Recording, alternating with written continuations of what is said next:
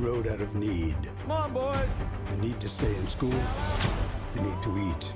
To sleep. We gotta keep these, right? As long as we stay on the team. Washington Huskies coach is bringing an inexperienced vote to competition.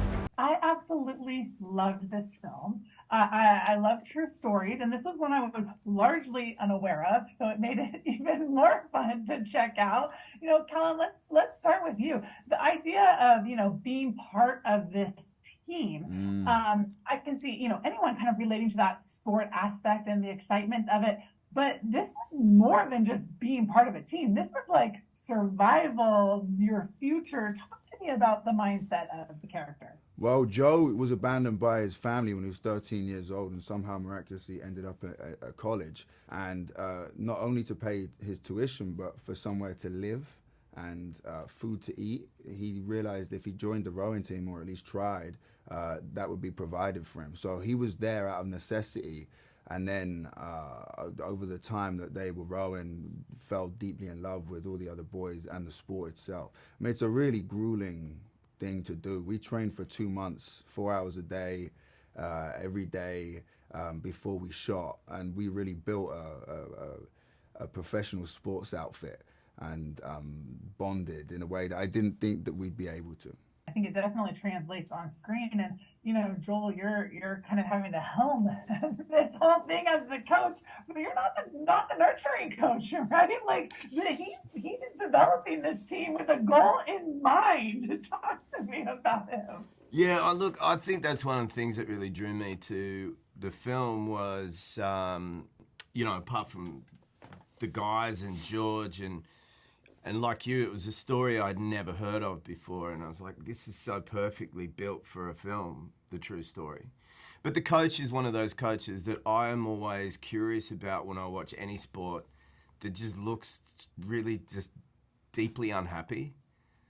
And I always suspect that that's because they care too much about winning and they love their team and they really do deep down enjoy the sport somewhere, and it's the coaching that is to me like a slightly unavailable dad that you just constantly want to please, because he just looks so angry all the time. Not angry, just really like sort of perplexed and grimacing all the time. So I was really excited about bringing one of those coaches to the screen rather than the warm, fuzzy, cuddly, encouraging coach that probably makes you lose because he's too full of platitudes. You guys are great. Yeah. You guys are doing great, even though you come in last. Yeah.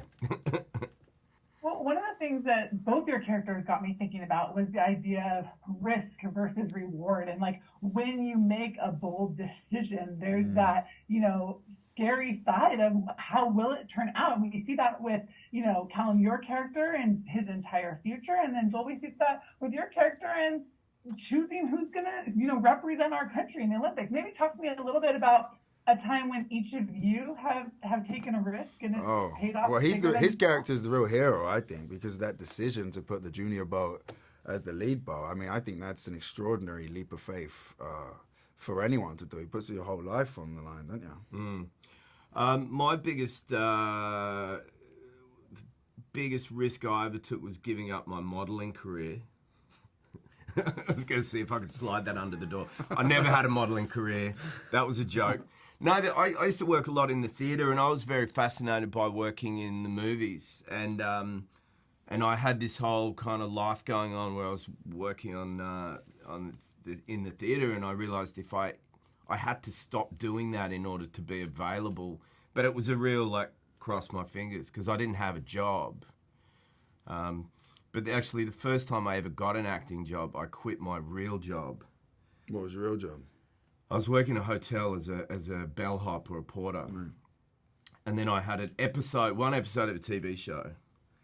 And when I went to shoot it, my character was killed. And I was sent home at 11 a.m. So I worked from 8 a.m. to 11 a.m. So I didn't have a real job. And my first acting job was over.